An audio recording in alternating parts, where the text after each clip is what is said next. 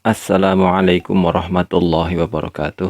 Jumpa lagi di metode tamsil, metode cepat belajar nahwu sorof, praktek teori serta praktek kembali. Pada pertemuan kali ini saya akan melanjutkan materi kita, tetapi sebelumnya seperti biasa kita akan membaca terlebih dahulu kitab Al-Ahlaqul Banin sebelum nanti akhirnya kita membahas teori nahwu atau sorofnya. Setelah itu kita kembali lagi ke bacaan untuk mencocokkan materi nahwu sorof itu dengan praktek pada bacaan kita. Untuk lebih luasnya manfaat dari materi ini sehingga lebih banyak lagi orang yang mendapatkan manfaat, silahkan untuk membantu subscribe, like, dan bagikan. Bismillahirrahmanirrahim. Qala al-muallifu rahimahullahu ta'ala wa nafa'ana bihi wa bi'ulumihi fid dharaini amin ya rabbal alamin. Fayajibu, maka wajib, alaika, atasmu. Apa yang wajib? Antu azima, supaya mengagungkan siapa kamu, mengagungkan Rabbaka, kepada Tuhanmu, wa tuhibbahu, dan supaya mencintai siapa kamu kepada Rabbaka, wa tashkuruhu, dan bersyukur siapa kamu, hu, kepada Rabbaka, ala jami'i ni'amihi, atas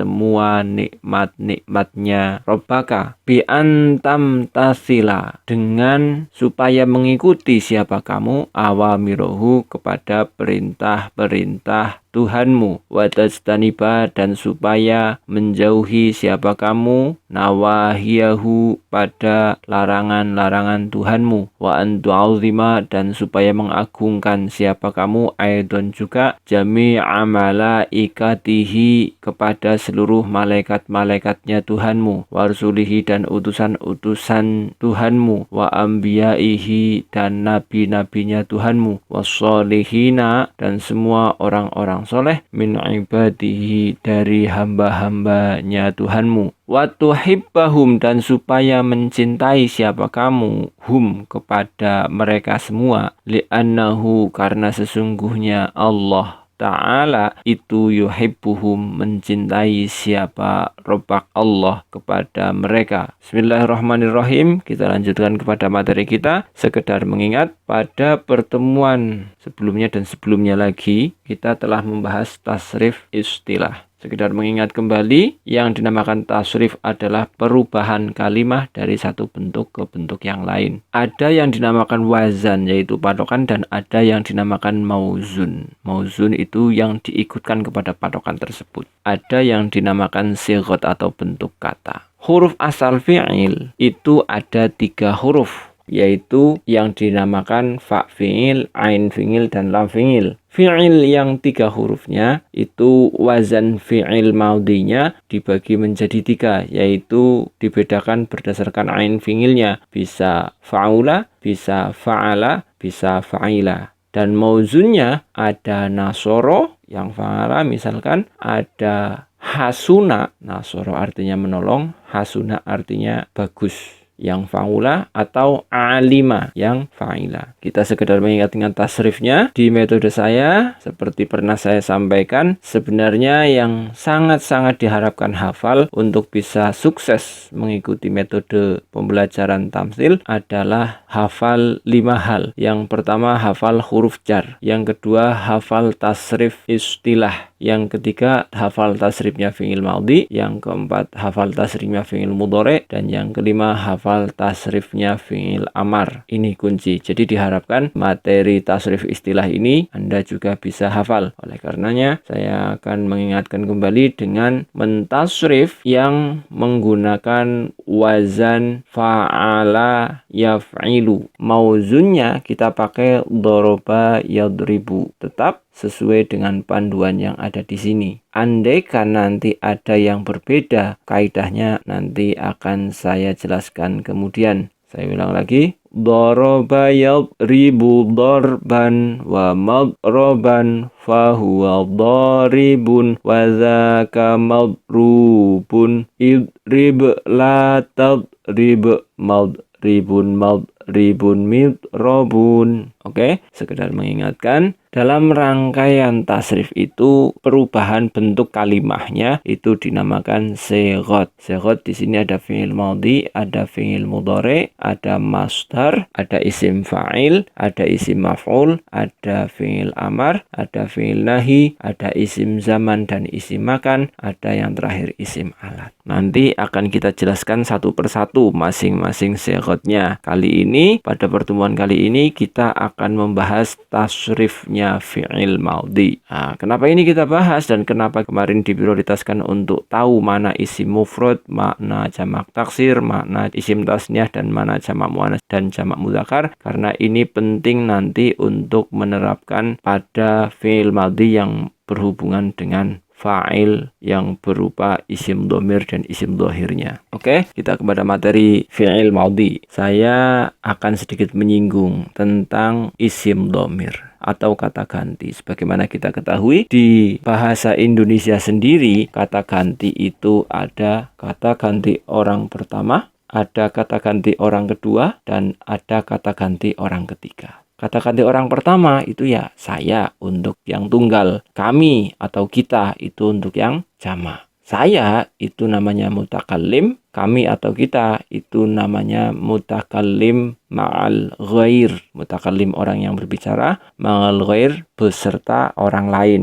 Lalu untuk yang kata ganti orang kedua, tunggal, ada istilah kamu atau kalian, itu kata ganti orang kedua jamak. Kata ganti orang ketiga diwakili dengan kata-kata dia itu untuk yang tunggal, mereka itu untuk yang jamak. Dalam bahasa Arab, kata ganti orang kedua dinamakan mukhotob. Jadi dhamir itu kata ganti, orang kedua itu mukhotob, berarti dhamir mukhotob. Sedangkan kata ganti orang ketiga itu dinamakan ghaib. Jadi dhamir ghaib. Oke, kita langsung kepada salah satu contoh dhamir munfasil, yaitu dhamir yang terpisah. Kita contohkan di sini, dhamir munfasil itu jumlahnya ada 14. Yuk, kita hitung bareng-bareng.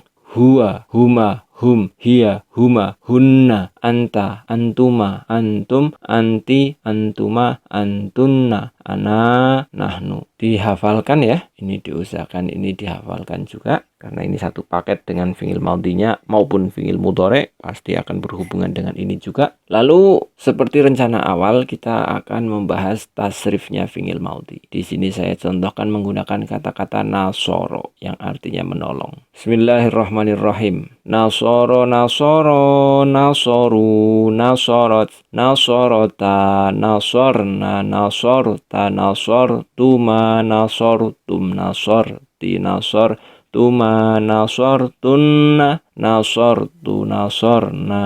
Di sini sudah saya urutkan masing-masing kata gantinya yang mendampingi. Akan tetapi perlu saya tekankan, dan ini harus jadi diingat-ingat betul dimanapun berada, bahwa yang namanya fi'il pasti sudah otomatis dia punya fa'il. Jadi tidak ada kisahnya dalam bahasa Arab yang namanya fi'il itu tidak punya fa'il. Itu yang jadi catatan. Fi'il pasti harus mencari fa'il. Kalau ada pengecualiannya kita bahas besok. Yang penting tanamkan dulu di benak kita bahwa ketika ada fi'il, pasti dia sudah punya fa'il. Walaupun tidak tertulis pun, pasti dia punya fa'il. Nah, kalau tertulis, berarti fa'ilnya ada langsung tertulis. Namanya baris atau zahir. Kalau tidak tertulis, berarti fa'ilnya tersimpan, dinamakan mustatir alias tersimpan. Perlu diingatkan bahwa fa'il itu posisinya pasti setelah fi'ilnya. Jadi tidak mungkin fa'il atau subjek pelaku itu diletakkan sebelum fi'il. Kalau di bahasa Indonesia subjek itu sebelum predikat. Kalau di bahasa Arab tidak bisa begitu. Pasti yang dinamakan subjek atau fa'il itu setelah fi'ilnya. Ya, yang perlu diingat. Jadi kita bahas pada kata-kata nasoro misalkan. Nasoro itu tidak ada fa'ilnya di belakang. Berarti dia ada fa'il yang tersimpan. Apa itu? Sesuai lurus dhamirnya yaitu huwa, yang artinya dia laki-laki satu. Lalu untuk yang saya warnai selain warna merah ini itu menunjukkan dia adalah dhamir atau kata ganti yang kedudukannya sebagai fa'il atau subjek. Jadi fa'ilnya itu ada mana? Ya, itu yang saya tandai selain warna merah. Nasoro itu alifnya dinamakan alif dhamir atau alif kata ganti yang kedudukannya sebagai fa'il atau subjek. Khusus untuk yang punya arti dua. Dia laki-laki dua gitu. Berarti alifnya alif dhamir tasniyah. Alif dhamir kata ganti tasniyah dua. Nasoru wawunya itu wawu dhamir jamak. Wawu dhamir kata ganti jamak untuk laki-laki banyak yang kedudukannya sebagai fa'il atau subjek. Nasorot ini tanya bukan dhamir tapi tak ta'nis, ta ciri karo fi'ilnya punya fa'il atau subjek perempuan. Nah, lalu kalau begitu dhamirnya di mana? Karena tidak tertulis nasorot berarti dhamirnya otomatis tersimpan. Apa yang tersimpan itu? Hiya yang kedudukannya sebagai fa'il atau subjek. Jadi kalau ditanya nasorot itu artinya gimana? Nasorot telah menolong siapa dia perempuan satu. Atau kalau dialihkan ke bahasa Indonesia murni, dia perempuan satu telah menolong begitu. Selanjutnya nasorota. Nah ini ada alifnya. Alifnya itu adalah alif dhamir yang kedudukannya sebagai fa'il atau subjek. Nasorna, fa'ilnya itu na-nya, yaitu na dhamir mu'annas yang jamak. Telah menolong siapa dia perempuan banyak. Jadi mereka perempuan banyak itu telah menolong. Nasorta itu kamu laki-laki satu. Nasortuma itu kamu laki-laki dua. Nasortum kamu laki-laki banyak. Nasorti kamu perempuan satu. Nasortuma kamu perempuan dua. Nasortunna kamu perempuan banyak. Nasortu telah menolong siapa saya atau saya telah menolong. Nasorna telah menolong siapa kita. Nah, yang di sini perlu diperhatikan ada dua kalimat yang sama, yaitu nasortuma. Yang satunya kamu laki-laki dua, yang satunya kamu perempuan dua. Memang sama. Nah, untuk membedakannya apa? Membedakannya tergantung konteks kalimatnya nanti di pemakaian. Yang selain itu beda-beda semua. Jadi untuk bisa sukses materi ini tolong ini dihafalkan. Fi'il madhi dan dhamir ini paketnya. Huwa huma hum, hiya huma hunna, anta antuma antum, anti antuma antunna, ana nahnu. Ini dinamakan tasrif lughawinya fi'il madhi. Nah, untuk artinya ini juga diingat-ingat urutannya yang bagian sebelah kiri sendiri huwa huma hum hiya huma hunna termasuk juga nasoro nasoro sampai nasorna, nasoro nasoro, nasoru nasorot, nasorota, nasorna itu untuk orang yang ketiga, tidak dihadapi langsung. Artinya dia semua. Dan tiga yang atas itu untuk laki-laki, tiga yang perempuan, tiga yang bawah itu untuk perempuan gitu. Begitu juga yang sebelah tengah itu dipakai untuk orang yang kedua atau yang diajak bicara. Maka nasorta nasortuma baik anta antuma, antum anti antuma antunna, lalu nasorta nasortuma, nasortum nasorti nasortuma nasortunna itu untuk orang kedua. Bedanya nasorta sampai nasortum itu untuk laki-laki berurutan tunggal tasniyah jamak begitu. Nasorti, nasortuma, nasortunna itu untuk kamu perempuan. Kalau nasorti perempuan satu, tuma perempuan dua, tunna kamu perempuan banyak. Lalu yang terakhir ana itu untuk saya pribadi. Kalau nasorna itu untuk kita. Atau kata ganti orang pertama yaitu orang yang jadi pembicara. Oke, yang perlu diingat satu lagi adalah fi'il madhi itu hukumnya maftuhul akhiri abadan. Di fathah huruf akhirnya selamanya. Huruf akhirnya fi'il madhi huruf apa di sini? Huruf ro, yaitu nasoro. Huruf akhirnya fi'il madhi adalah ro. Lalu kalau nasoro begitu yang panjang itu huruf akhirnya mana? Ya tetap ro-nya, nasoro. Karena fi'il madhi itu hukumnya kan di fathah akhirnya selamanya. Lah terus itu yang tidak di fathah gimana? Nasoru itu fathah apa enggak? Lalu nasorna, nasorta fathah apa enggak? Tetap itu dihukumi fathah, cuma fathahnya itu dikira-kirakan atau muqaddar. Kenapa muqaddar? Kita bahas selanjutnya. Kita bahas untuk sesi lanjutan, bukan untuk sesi pengenalan begini, bukan. Itu untuk sesi lanjutan. Nanti kita bahas secara lengkap. Bisa nanti tuma itu sebenarnya yang dhamir yang mana? Apa tumanya begitu? Atau cuma tunya akan kita bahas nanti.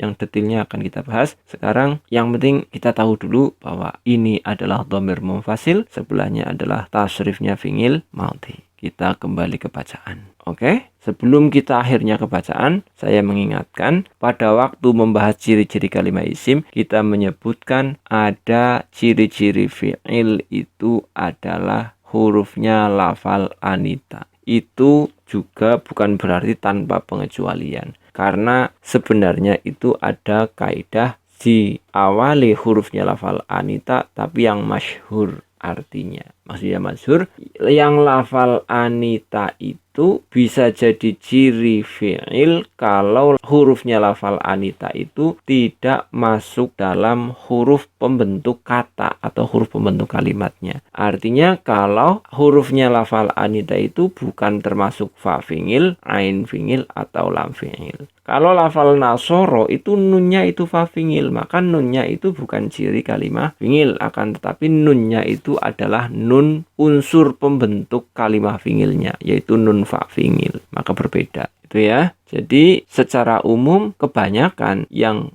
hurufnya lafal anita yang menjadi ciri kalimat fi'il itu jika hurufnya lebih dari 3. Secara umum, bukan berarti nggak ada pengecualian. Tetap saya ingatkan berkali-kali, kaidah kita adalah kaidah yang paling umum dan setiap apapun yang saya ucapkan ada pengecualian. Tapi pengecualian itu kita bahas untuk di metode lanjutan, bukan kita bahas sekarang. Oke, kita lanjut sekarang ke bacaan. Fayajibu, fa-nya itu maka, itu kalimat huruf. Kita abaikan dulu, belum bahas. Yajibu itu ada huruf ya di depan, hurufnya anita berarti itu ciri-ciri kalimat fi'il. Bu di domah berarti itu ciri-ciri fi'il yang i'rabnya rofa. Alaika, ala itu huruf jar, ka-nya jadi majrur yang dijarkan oleh huruf jar ngala. Ka itu apa? Isim dhamir, kata ganti untuk orang kedua, artinya kamu laki-laki satu. Antu azima, an itu kalimat huruf, tu'azima itu diawali dengan ta berarti kalimat fi'il, ma berarti itu i'rabnya nasab. Robbaka, robbaka itu Tuhanmu, itu susunan idhofah. Robba itu ada fathah berarti robba itu i'rabnya nasab. Kenapa di situ kok nasab? Kalau kita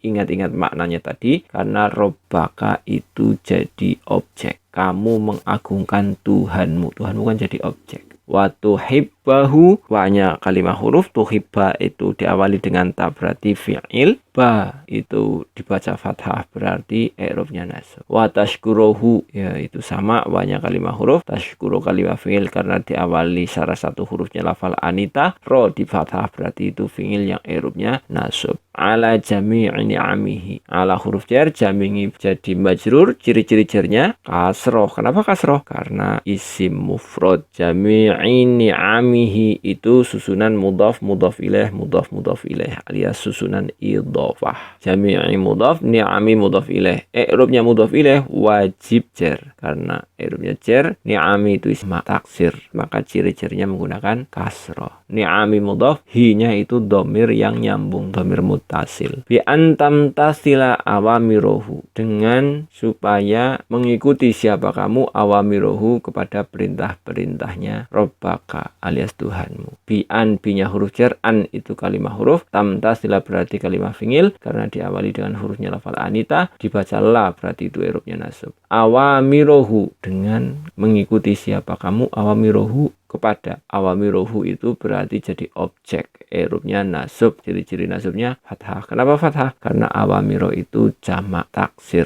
Wa tajtaniba nawahiyahu, wawunya kalimat huruf, tajtaniba tanya itu ciri-ciri fi'il, ba berarti fi'il yang di fathah akhirnya berarti i'rabnya nasab. Nawahiyahu itu jadi objek, kamu menjauhi larangan-larangannya, maka i'rabnya nasab yaitu nawahiya, iya dibaca fathah, ciri-ciri nasabnya fathah. fathah. Kenapa fathah? Karena jamak taksir. Wa an tu'azzima aitun jami'a malaikatihi, itu sama ya sebenarnya dengan sebelumnya. Wa rusulihi wa ambiyaihi. Rusuli itu jamak taksir, ambiyai juga jamak taksir. As-solihina, as-solihina ada al, berarti itu kalimah isim. As-solihina ada ina.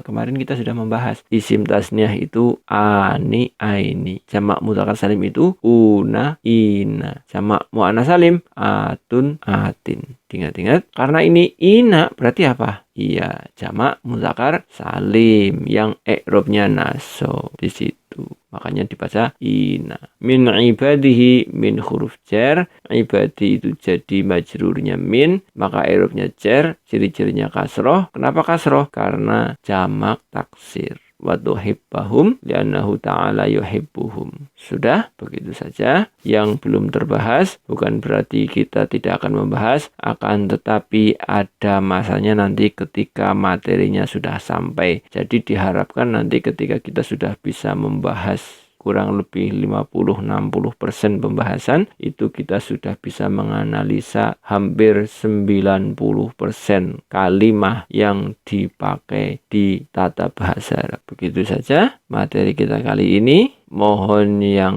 diharapkan untuk dihafalkan bisa untuk dihafalkan, karena itu nggak banyak, enggak.